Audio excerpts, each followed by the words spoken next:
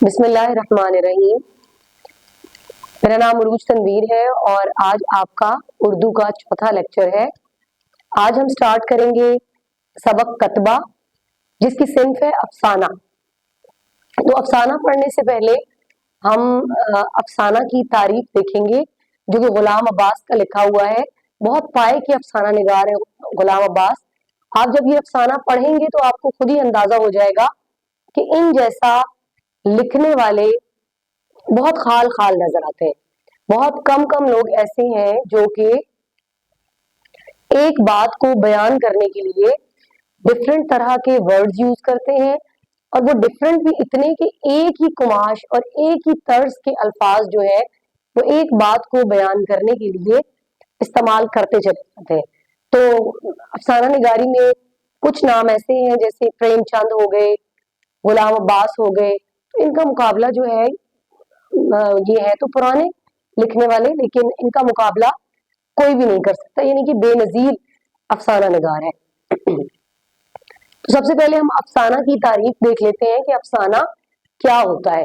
لغت میں تو افسانہ کہتے ہیں جھوٹی کہانی کو، لیکن اس کا یہ مطلب نہیں ہے کہ افسانے جھوٹے ہی لکھے جاتے ہیں۔ پہلے یہ چیز تھی، لیکن ابھی جو ہے سچے افسانے بھی منظر عام پہ آ رہے ہیں، سچی کہانیاں افسانوں کے طور پر لکھی جاتی ہیں۔ تو افسانہ لغت میں جو ہے وہ افسانہ کا مطلب ہے جھوٹی کہانی، جبکہ ادبی اصطلاح میں اگر ہم دیکھتے ہیں تو افسانہ جو ہے وہ زندگی کا ایک جز پیش کرتا ہے۔ یعنی کہ جیسے ناول ہے نا، تو ناول جب ہم پڑھتے ہیں تو اس میں بہت سی چیزیں اکٹھی آ رہی ہوتی ہیں، زندگی کا معاشی پہلو، معاشرتی پہلو، سیاسی پہلو، خاندانی، بہت ساری چیزیں اکٹھی، ایک منظر بدل رہا ہے دوسرا آ رہا ہے۔ لیکن منظر تو چلے افسانہ میں بھی بدلتے ہیں، لیکن ایک پہلو زندگی کا اس میں بیان کیا جاتا ہے، جبکہ جو ڈرامہ ہے یا ناول ہے اس میں زندگی کے بہت سے پہلو جو ہیں وہ اکٹھے بیان کیے جا رہے ہوتے ہیں۔ تو افسانہ جو ہے ایک تو لغت میں جھوٹی کہانی، جبکہ ادبی اصطلاح میں زندگی کا ایک جز پیش کرنے والی کہانی کو ہم افسانہ کہتے ہیں۔ پھر ایک اور چیز جو امپورٹنٹ ہے اس کے حوالے سے، جو دوسری اصناف ہیں جیسے ناول ہو گیا، ڈرامہ ہو گیا، وہ بہت طویل ہوتے ہیں، جبکہ یہ جو ہے افسانہ ایک مختصر کہانی کو کہا جاتا ہے۔ یہ اختصار پر مبنی کہانی ہوتی ہے، یعنی کہ بہت طویل نہیں ہوتی، اور اس کی طوالت جو ہے وہ کم از کم آدھا گھنٹہ، اور آدھے گھنٹے سے بھی ویسے مختصر ہو سکتا ہے، لیکن کم از کم آدھا گھنٹہ، لیکن اور زیادہ سے زیادہ 2 گھنٹے جو ہے وہ اس کی طوالت ہوتی ہے۔ اس سے زیادہ پہ افسانہ جو ہے وہ مشتمل نہیں ہوتا۔ تو یعنی ایسی کہانی جو وحدت تاثر پیش کرے، یعنی ایک تاثر ہمارے سامنے آئے اس کا، اور اس سے کوئی نہ کوئی ہمیں سبق بھی مل رہا ہوتا ہے زندگی کا، کوئی نہ کوئی اہم نقطہ اس کے اندر موجود ہوتا ہے جو ہمیں سمجھایا جا رہا ہوتا ہے اس کہانی کے ذریعے سے، تو اس کو ہم افسانہ کہتے ہیں، جو وحدت تاثر یعنی ایک تاثر ہمیں دیتا ہے۔ تو کتبہ جو ہے، کتبہ سب سے پہلے تو آپ کو پتا ہونا چاہیے کہ کس کو کہتے ہیں۔ کتبہ ایک تختی کو کہتے ہیں، یعنی جو سنگ مرمر کی تختی ہوتی ہے جس کے اوپر نام لکھا ہوا ہوتا ہے، گھروں کے باہر بھی لگے ہوئے ہوتے ہیں، پھر جو قبرستان میں آپ جاتے ہیں تو قبروں کے اوپر بھی کتبے لگے ہوئے ہوتے ہیں۔ تو جو نام کے ساتھ جلی حروف میں، یعنی بڑے بڑے حروف میں نام لکھا ہوا ہوگا، اس کو ہم کہتے ہیں کہ کتبہ ہے۔ خاص طور پہ جو قبروں پہ لگے ہوئے ہوتے ہیں ہم کہتے ہیں وہ اس کا کتبہ ہے۔ تو یعنی نیم پلیٹ آپ کہہ سکتے ہیں ایزی ورڈز میں۔ تو اس کا نام کتبہ کیوں رکھا گیا، افسانہ کا نام کتبہ کیوں ہے، یہ جب آپ افسانہ پڑھیں گے تو پھر آپ کو سمجھ آئے گی۔ یہ ایک ایسے شخص کی کہانی ہے جو کہ درجہ دوم کا کلرک ہے، ٹھیک ہے۔ بڑے خوبصورت انداز میں مصنف نے اس کہانی کے ذریعے سے ہمیں بہت عمدہ ایک زندگی کا ایک پہلو ہمارے سامنے پیش کیا ہے۔ تو اس کو ہم سٹارٹ کرتے ہیں،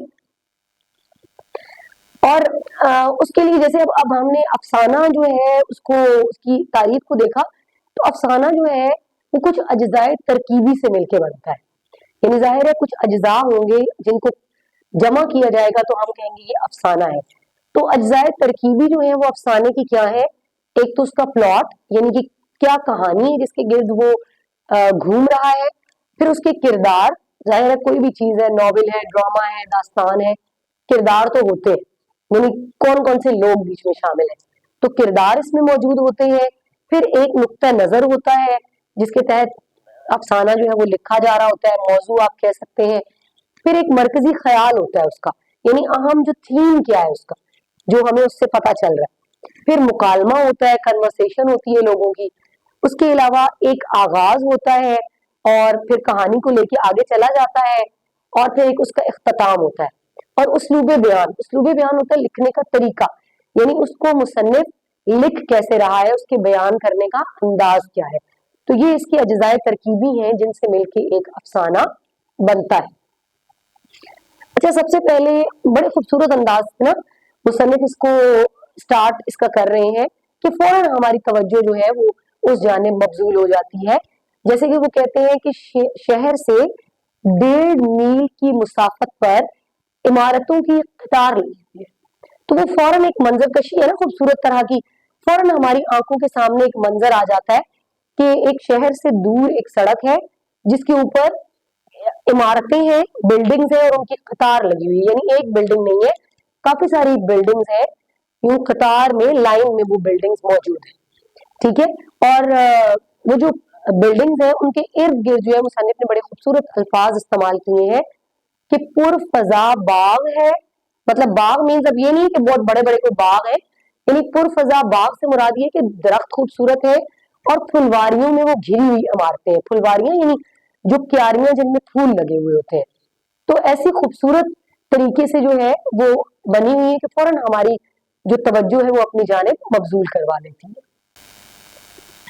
अच्छा, अब इन इमारतों का तज़किरा करते हुए मुसन्निफ जो है बड़े खूबसूरत अंदाज में बयान कर रहे हैं कि उन इमारतों के अंदर गहमा गहमी किस वक्त होती है और उन इमारतों के बाहर गहमा गहमी किस वक्त होती है।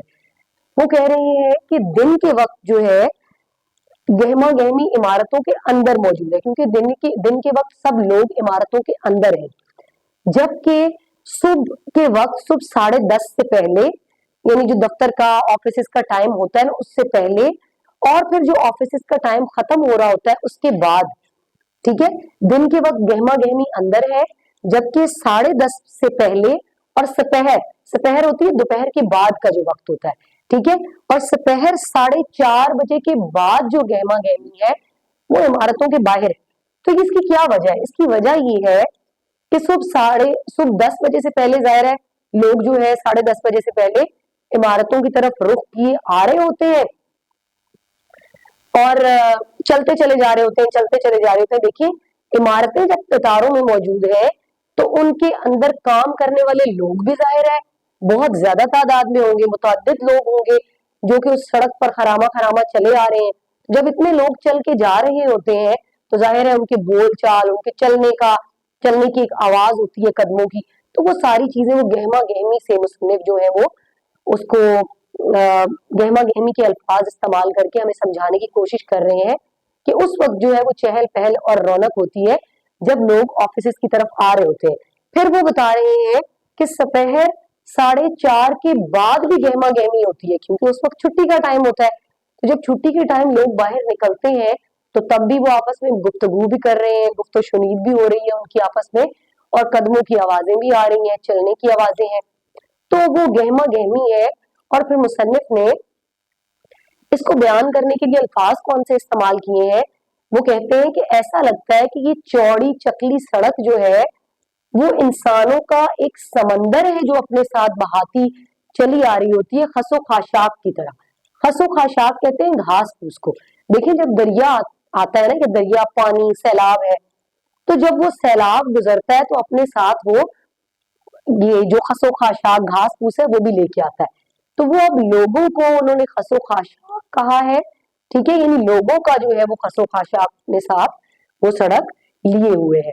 तो यानी कि आप देखें कि अब उन्होंने इस तारतन जो है वो खसो खाशाक के अल्फाज जो है वो लोगों के लिए इस्तेमाल किए हैं। तो वो हमें पढ़ के पता चल जाता है कि एक मुसन्निफ जो है वो किस लबो लहजे का मालिक है और कितने खूबसूरत अंदाज में वो अपनी बातचीत को आगे लेके चल रहा है।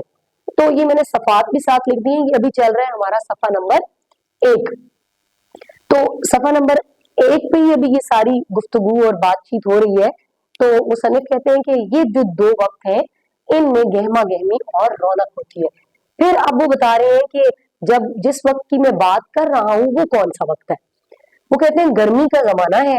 आप देखें अभी जैसे आपको पता है कि गर्मी शदीद जब होती है, वो कहते हैं गर्मी का वक्त है, गर्मी का जमाना है और सपहर का वक्त है। सपहर जैसे कि मैंने पहले भी आपको बताया है कि दोपहर के बाद का वक्त जो है वो सपहर का वक्त कहलाता है। तो वो कहते हैं कि दोपहर के बाद जब छुट्टी का टाइम है ना, सपहर का वक्त है, जिस वक्त का वो तस्करा कर रहे हैं। और छिड़काव गाड़ी है, आपको पता है, आप देखते भी हैं रोड्स के ऊपर के जब बहुत ज्यादा गर्मी वगैरह होती है तो उसको सड़कों को ठंडा करने के लिए, पौधों को पानी देने के लिए छिड़काव गाड़ियां जो है वो सड़कों से गुजर रही होती हैं और पानी का छिड़काव करती जा रही होती हैं। अब मुसन्निफ कहते हैं कि छिड़काव गाड़ी जो है वो अभी अभी यहाँ से छिड़काव करते हुए, पानी का छिड़काव करते हुए गुजरी है, लेकिन गर्मी इतनी ज्यादा है, वो बुखारात जो है वो उड़ रहे हैं। जो पानी जो है वो सड़कों के ऊपर छिड़काव हुआ है, उसके बुखारात उड़ रहे हैं, लेकिन गर्मी इतनी ज्यादा है कि उस पानी की वजह से भी तपिश जो है वो कम नहीं हुई है, यानी कि बहुत ज्यादा गर्मी का जमाना है। तो अब जब गर्मी है और लोग ऑफिस से बाहर निकल रहे हैं, तो वो आपको पता है कि जब लोग इकट्ठे होते हैं सड़कों पे तो वो और ज्यादा जो है वो गर्मी लगती है। तो मुसन्निफ अब ये बता रहे हैं कि गर्मी का आलम जो है वो बहुत ज्यादा है। अब वो आगे बता रहे हैं कि कहानी किस शख्स की है, कहाँ से वो अब कहानी स्टार्ट करते हैं कि कहानी जो है वो है शरीफ हुसैन की। उस शख्स का नाम क्या है? शरीफ हुसैन, और वो दर्जा दोम का क्लर्क है, जिससे यहां से हमें वाजे होता है कि वो जो इमारतें हैं उनमें लोग जो काम कर रहे हैं उनमें क्लर्क भी शामिल है। लिखाई का काम है, जैसे मुंशीगिरी का काम होता है, वो वहां पे चल रहा है। तो जो शरीफ हुसैन है वो दर्जा दोम का क्लर्क है, वो भी उन इमारतों में ही से एक इमारत में काम करता है। और अब आगे मुसन्निफ उसके बारे में बताते हुए ये कहते हैं कि जो शरीफ हुसैन है ना, उसको टांगे में बैठकर सफर करना एक महीने में सिर्फ 5-6 दिन या 4-5 दिन ही नसीब होता है। और वो दिन कौन से होते हैं? जब उसको तनख्वाह मिले हुए अभी कुछ दिन गुजरे होते हैं, वरना जब कुछ दिन ऊपर हो जाते हैं जैसे 10-12 दिन, तो उसकी जेब में इतने पैसे नहीं होते कि वो तांगे का सफर करके घर जा सके। तो वो क्या करता है, जाहिर है जब तांगे पे बैठने के, गाड़ी पे बैठने के पैसे नहीं होंगे आपके पास, ये तांगा देखिए जिसको अब आजकल आप कहते हैं ना घोड़ा गाड़ी, बग्गी, ठीक है, क्योंकि अब तो तांगे नहीं चलते, उस तरह सफर भी लोग नहीं करते, तो ये पुरानी कहानी लिखी हुई है। उस वक्त जो है वो लोग टांगों पे सफर किया करते थे, जैसे घोड़ा गाड़ी होती है और पीछे सीट्स लगी हुई होती है और 2 पहिए लगे हुए होते हैं, तो उस पे लोग बैठ के सफर किया करते थे। तो जैसे ड्राइवर्स होते हैं अभी ज्यादातर, तो अब तो ऑटोज हैं, गाड़ियां हैं, ठीक है, तो लोग किराया देते हैं। तो उस वक्त भी लोग जो है वो घोड़ा गाड़ी जो होती थी, तांगा होता था, किराया देते थे और अपना सफर एक जगह से दूसरी जगह करते थे।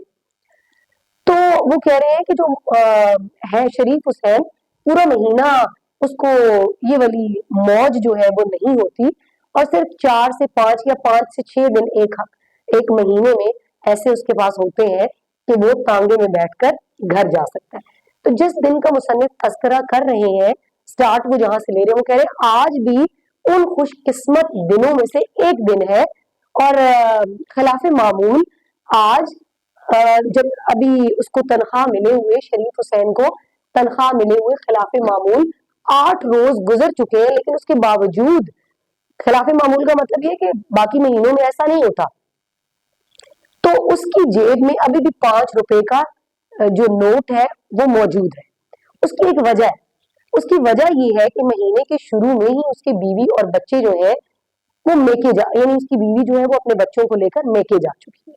अच्छा, अब देखिए एक मर्द के ऊपर जाहिर है जिम्मेदारी होती है, वो घर से बाहर निकल रहा है, कमा रहा है, तो अपने घर वालों के लिए, अपने खानदान के लिए और अपने बीवी बच्चों के लिए कमा रहा है। तो अब जब स्टार्ट में ही वो अपने घर के खर्चे जैसे सौदा सलफ लाना होता है, बच्चों की फीसेस देनी होती हैं, हम सबके घरों में भी यही सारे मामलात चल रहे होते हैं।